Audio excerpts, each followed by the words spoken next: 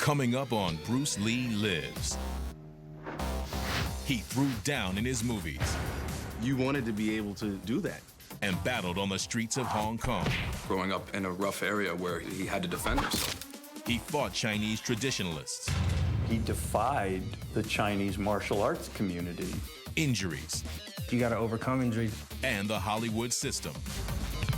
I even think of him as like a hustler.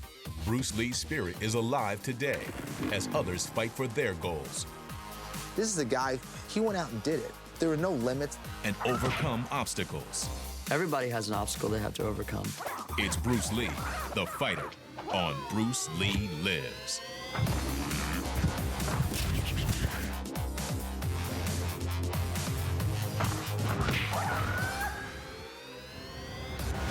Ryan, when you hear the name Bruce Lee, like, what's the first thing that comes to your mind? When I hear the name Bruce Lee, the first thing that comes to my mind is the poster that hung on my wall when I was about 8 years old. Dynamic hero, action fighter dude. Just an iconic figure. Whenever he's on screen, you kind of can't take your eyes off him. Someone that made martial art more than what it was. Mayhem Miller.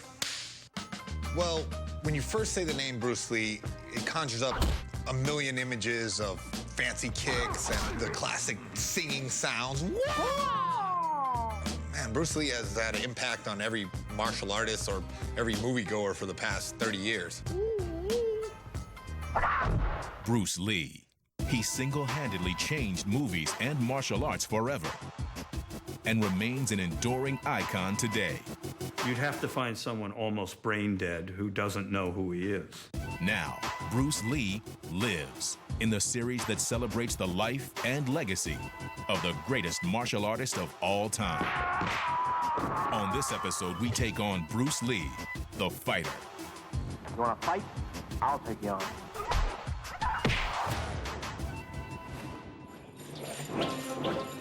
Throughout his life, Bruce Lee faced many foes, from individuals to cultural conventions to racism and the Hollywood system. And today, his spirit inspires others to fight their own battles. From where I came from the streets, being around gangs, being around bad things that I shouldn't have been at a young age.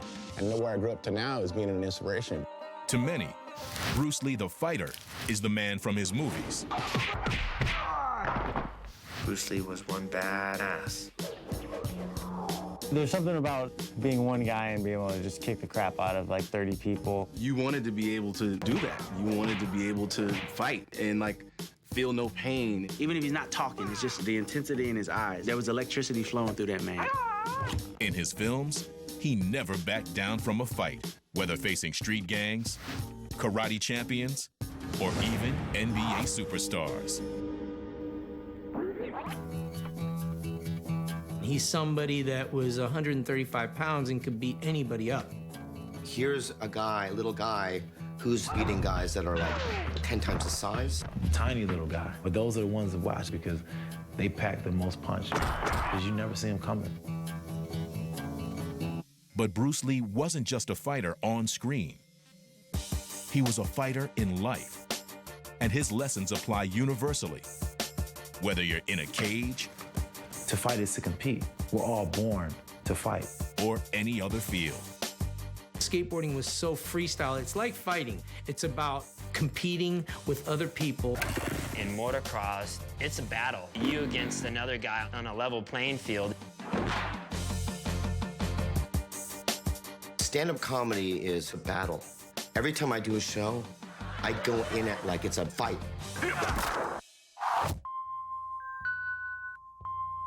Bruce Lee's actual fighting began on the streets of Hong Kong. While growing up, he found himself in numerous street fights. Growing up in a rough area where he had to defend himself. I believe that was the impetus for his beginnings in martial arts.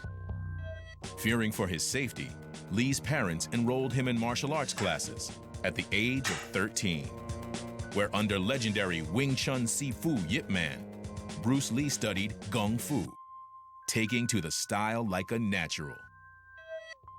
But Lee was always a street fighter at his core, a trait that would in part define his life. He was the one who really said, you know what, one martial arts style is not going to cover you in street fighting. Survival is different.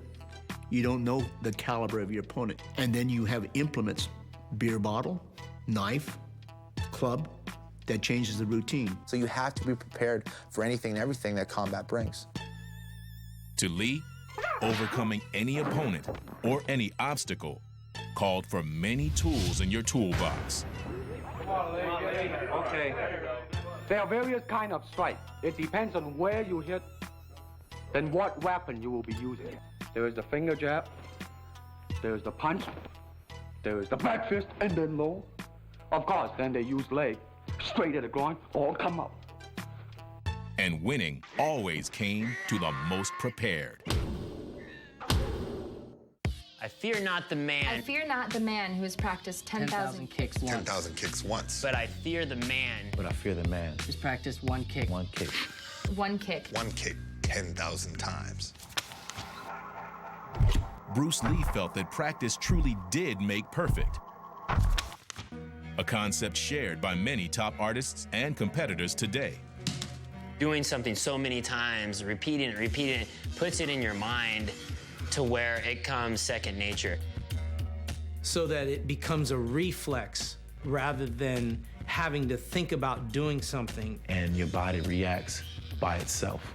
So you don't even gotta think. Your body just reacts. You want to be better than Stevie Ray Vaughan? You gotta practice your ass. You want to be better than Bruce Lee? You gotta practice your ass. While Bruce Lee's theories on fighting can be applied universally, nowhere are they more evident than in the world of mixed martial arts. I would actually say Bruce Lee's the creator of mixed martial arts, without a doubt. Bruce Lee was like one of those starting points for all of us. For us to ignore his contributions would just be silly. Kenny Florian, a top-ranked UFC fighter, is a huge Bruce Lee fan. Check, check, check. I don't know how many mixed martial arts fighters are as influenced as Bruce Lee as I am. I grew up watching his movies. When Florian prepares for a fight, Bruce Lee is as much a coach as an inspiration. Bruce Lee was really a visionary in that he knew that fighting, true fighting, is fluid. It changes in an instant, and you need to have moves that will work in an instant. A fight should always be based on muscle memory. You know, Bruce Lee used to talk about that. Oh, jump it, jump it, jump it! He knew way back then that you need to be extremely fast, you need to be extremely strong. I have a strength and conditioning coach that I work with so I can be the best possible fighter because a Ferrari with no gas doesn't go anywhere. I've been training for months. You know, I feel like I'm ready. Coming up, Kenny puts Bruce Lee's principles to the test in the octagon. But first, Bruce Lee must fight Chinese purists and the Hollywood system. Bruce Lee was challenged many times to fights because people didn't like the fact that this little guy was going against tradition.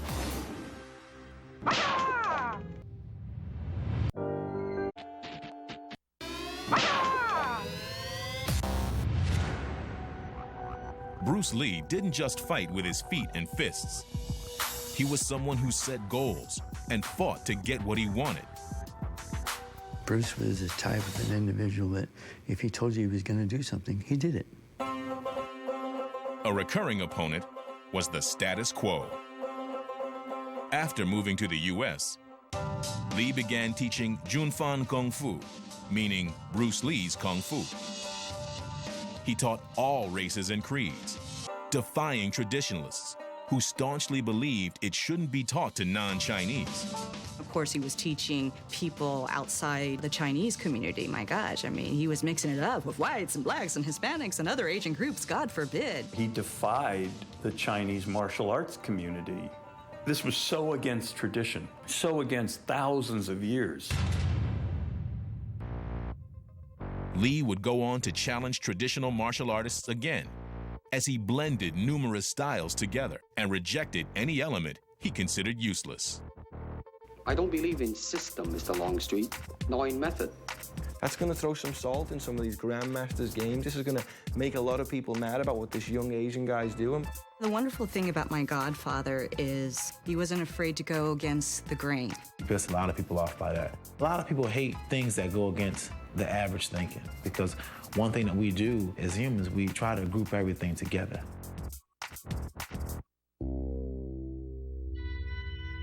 Lee's revolutionary spirit inspires many top athletes and entertainers today. I see a very similar parallel between his opposition or going against the tide, going against the grain of culture of the martial arts scene, because we, as a skateboard culture, we had to go against the tide of what people said we were, and went from backyard swimming pools to stadiums.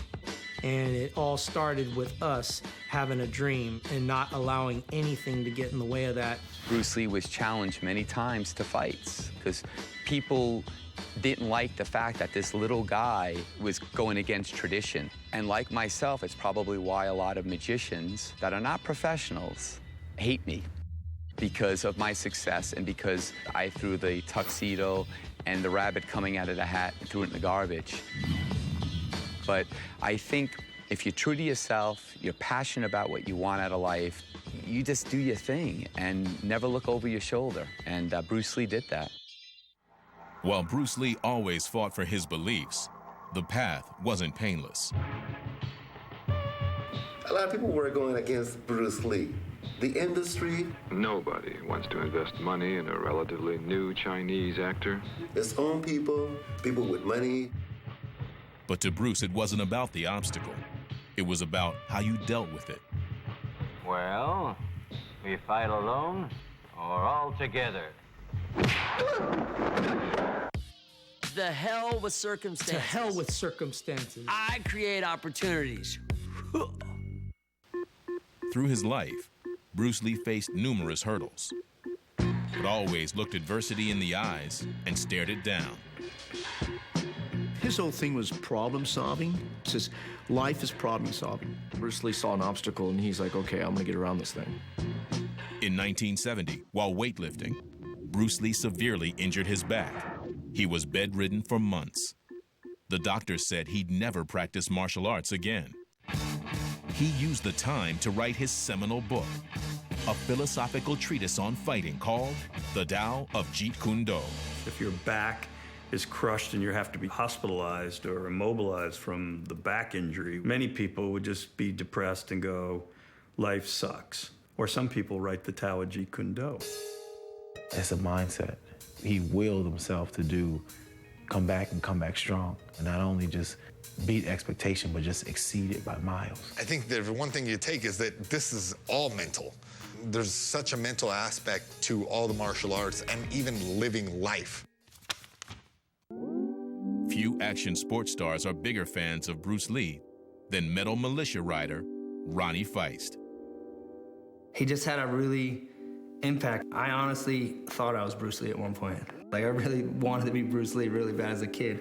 So I would literally dress like him and eat my food with chopsticks. And my dad's just like, this kid's lost his mind, dude. I mean, I ended up getting a tattoo of him just out of, like, respect, you know? I don't know, I love Bruce.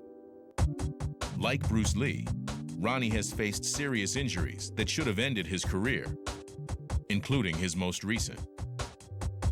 All right, so 2 weeks left on the Nuclear Cowboy Tour, I crashed in Ontario. I caught the wall with my left femur, broke my femur.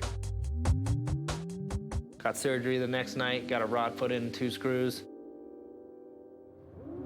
Bruce has been through major injuries that set him back, and this femur fracture has definitely been a setback. That's how weak it is. Can't even lift it up. I'm pushing to be back in 3 months, and I think the same thing with Bruce. If he gets hurt, it's a love for the martial arts. He's an athlete. I think when you put your mind to something and you believe it, ain't nobody stop me. I'm gonna ride X Games. So that's how I look at it. That's what I think set Bruce apart. He had love and passion for what he did, and he had a desire to be the best that he can be.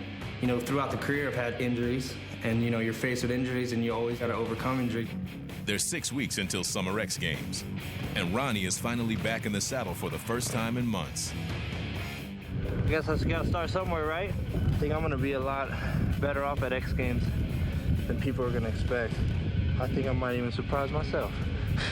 I would hope Bruce is watching down, looking over. I would hope that he would be like, you know, well done, you know? Ronnie knows the will to fight through injury has its rewards, just like with Bruce Lee. When Bruce's back was injured, they said he may never walk again. And then he went on to make the greatest martial arts movies of all time. The Big Boss, Fists of Fury, Way of the Dragon, Enter the Dragon, Game of Death. Next, Hollywood keeps Bruce from being a leading man, so he does it on his own.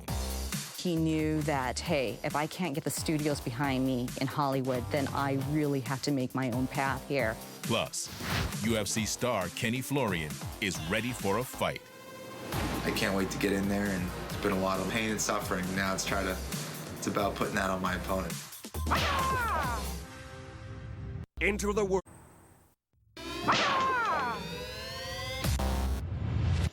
Bruce Lee was a man who was used to winning his battles. But in his fight to be a Hollywood star, he faced his fair share of hurdles. But even to someone as determined as Bruce Lee, the Hollywood system was a formidable foe. You got to think of the racism that he faced back at that time, where at that time not too many people have seen an Asian guy on a TV show where he's like the star. My last name is Lee, Bruce Lee. Sure, in 1966, he won the right to play a television sidekick in The Green Hornet and got other small roles in films and TV. But Lee believed he had the chops to be a leading man and wasn't getting the offers. I think about what my godfather went through back then because Hollywood kept telling him, you know what, we just don't think the world is ready to accept somebody who's an Oriental. I mean, he saw it left and right. The last straw came when he helped develop the TV show Kung Fu, then watched as the network gave the leading role to a Caucasian, David Carradine. Kung Fu, yeah. He had helped come up with the premise for it. And then all of a sudden, have that project pulled away from you because of the way you look. Come on. Because if you're an investor in that picture, he understood that. But then he felt frustrated at that time period. But in true Bruce Lee fashion, he fought through every roadblock, one way or another. My father and my mother always tell me the story is they said, what are you going to do, Bruce? And he goes, circumstances, hell, I make circumstances. And so thus he went on to Hong Kong and he got together his own team and his own group and he made his own projects. That's why he went back to Hong Kong. I remember when he was going back, he said, I'm going to go back and I'm going to do pictures and I'm going to direct and I'm going to learn how to cinematography. I'm going to learn how to even write a script. And I thought, my gosh, he's a martial artist. But I think he proved a lot of people wrong. When his Hong Kong films broke box office records, Hollywood finally took notice. Bruce Lee fought to be a movie star, and he did it his way. I also see him as one of the original fathers of independent filmmaking. I really do. Because, he knew that, hey, if I can't get the studios behind me in Hollywood, then I really have to make my own path here. And I love how he really took control of his destiny in his own life. I even think of him as like a hustler, you know what I'm saying? Like, he had to pave his own way to break into mainstream culture. I remember he didn't want to be just like the sidekick, because he knew he was more than that. This is a guy, he went out and did it. There were no limits. He was a true rebel and a successful one. Seeing no limits is the true fighter's way, something UFC star Kenny Florian knows all too well. He just lost nearly 20 pounds to compete as a featherweight. And if he can win his fight against top 5 fighter Diego Nunes, he just might get a shot at the title. It's been a lot of pain and suffering. It's very much in line with what Bruce Lee used to talk about, is pushing beyond your limits. And when you think you've done that, push even more. It's fight night, and Kenny Florian just hopes he's got more Bruce Lee in him than his opponent. In 3 full rounds, Florian and Nunes battle furiously. A skilled elbow by Florian draws blood, helping Kenny earn victory by unanimous decision. I felt great out there during the fight. I felt really good. I got stronger as the fight went on. What do you think Bruce would say? It would be get back to work. That's what I'm going to do. Bruce Lee, he went and wanted to achieve what he wanted to do and attacked it with vigor and passion.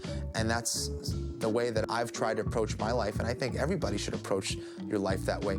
Like Bruce Lee, Kenny was steadfast in achieving his goals and won't stop till he gets his title. And it's not just fighters who can use Lee for inspiration. Whether they're proving people wrong. There's been a lot of things in my life that people say, oh, you can't do that, or there's no way you're gonna be able to pull this off. And it makes me want to do it that much more. Or overcoming hardships.